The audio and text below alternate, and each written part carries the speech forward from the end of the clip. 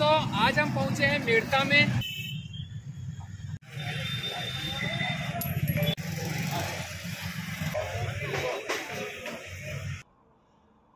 जो कि नागौर जिले में पड़ता है और मीरा माता जी का जन्म स्थान है।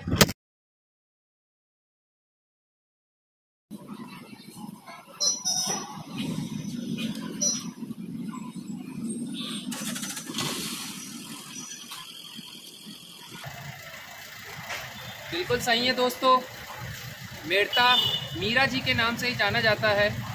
एक ऐसा व्यक्तित्व जिन्होंने अपना सब कुछ भगवान श्री कृष्ण के चरणों में समर्पित कर दिया था और उसी का परिणाम है जिसके कारण अनेक यातनाओं के बावजूद, अनेक पीड़ाओं के बावजूद आज हम उनको किसी न किसी रूप में, देवी के रूप में पूजते हैं, अमृत के रूप में पूजते हैं। उनका मंदिर है।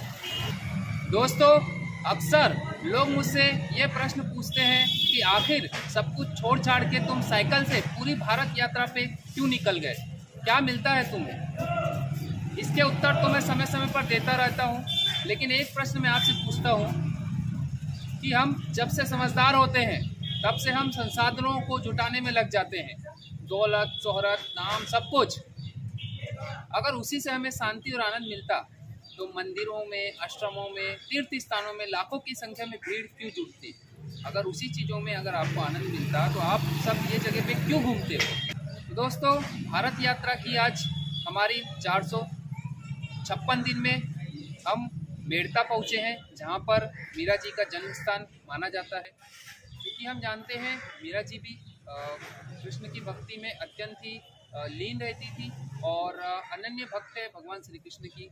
और कई स्थानों पे हमने देखा है, उसका परिणाम भी ये हुआ कि बहुत सारी बाधाएं, बहुत सारी तकलीफें उनके पास आई, लेकिन उनको विचलित नहीं कर सकी भगवान श्री कृष्ण की भक्ति में। दोस्तों इंसान पाना तो बहुत कुछ चाहता है, लेकिन जब केवल पाने के लिए सोचता है तो वो चीज़ उसको हासिल नहीं होती। दोस्तों अगर मैं निकला हूँ, मुझे अगर मेरा देश मिल गया तो मेरे लिए उससे बढ़कर और कुछ चीज़ नहीं है, बाकी सब मेरे लिए नगण्य है। बाकी कुछ जो भी चीज़ है वो मैं आसानी से प्राप्त कर सकता हूँ, हर चीज़ मिल सकता है मुझे। तकलीफ बहुत है, दुख बहुत है।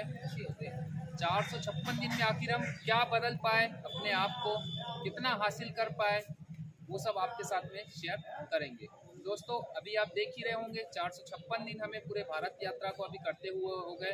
8वां राज्य राजस्थान है और आगे हम इसी प्रकार से बाकी की जो राज्य है वो करते रहेंगे।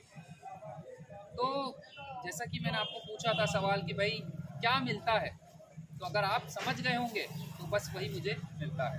दोस्तों आपको इतना ज़्यादा कुछ करना नहीं है, केवल जो हम प्रयास कर रहे हैं उसको सराहना है, प्रेरित करना है हमें, ताकि हमारे जैसे बहुत सारे लोग प्रेरित हो सके इस चीज़ों से और प्रयास कर सके, देश हित में कुछ अच्छा कर सके, देश को जानने के लिए, देश की संस्कृति को जानने के लिए, देश की प्रकृति को जानने के लिए।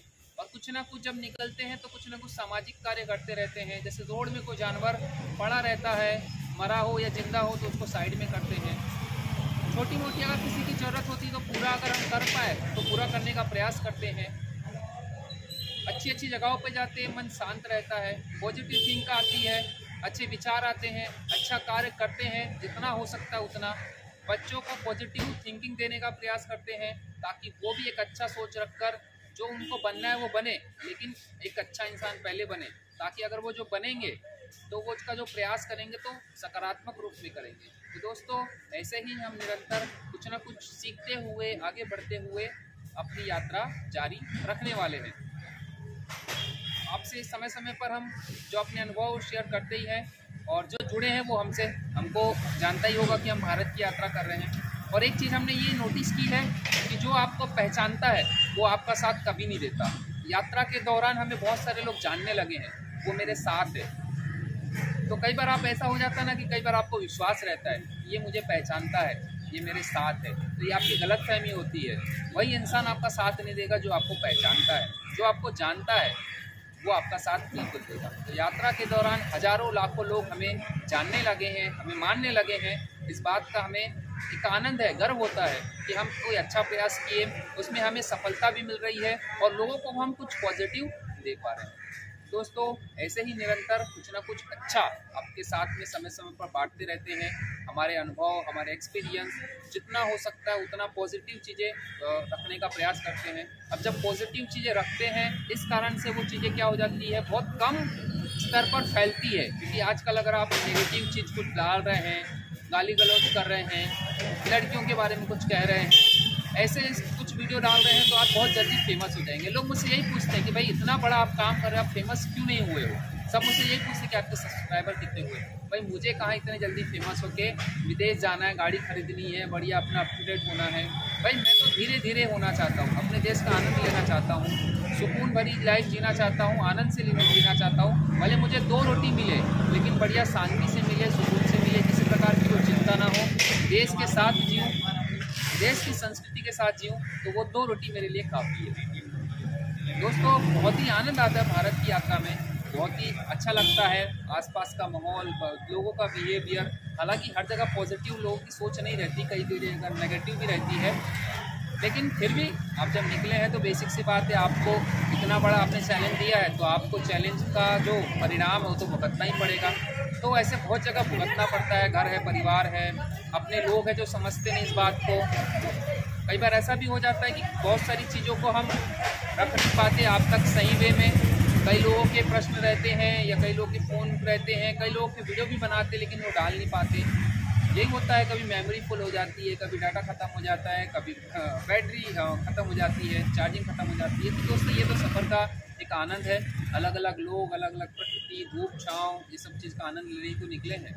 और देश को, अगर मेरे मानना है कि अगर आपने देश को पा लिया, देश को पाने का मतलब क्या है, देश की संस्कृति के साथ जी रहे हो, देश के लोगों के साथ में जी रहे हो, लोग आपको मानने लगे, जानने लगेंगे, तो इससे बड़ा चीज़ और क्या हो सकता है। फिर कोई चीज़ आपके लिए बड़ी चीज़ नहीं होती, जो आपको पाना है आप आसानी से पा सकते हो। तो दोस्तों अगर आप हमारे साथ भारत की यात्रा करना चाहते हैं तो हमारे साथ जुड़ सकते हैं।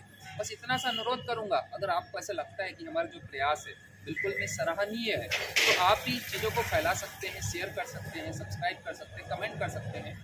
बस इतना सा आपसे मेरा निवेदन है। और बस यही है कि देश से जुड़े रहिए, कल्चर से जुड़े रहिए, अपने इतिहास से जुड़े रहिए, और सबसे प्रमुख अपने स्वास्थ्य का ध्यान रखिए। तो मस्त रहिए, स्वस्थ रहिए। जय हिंद, जय भारत।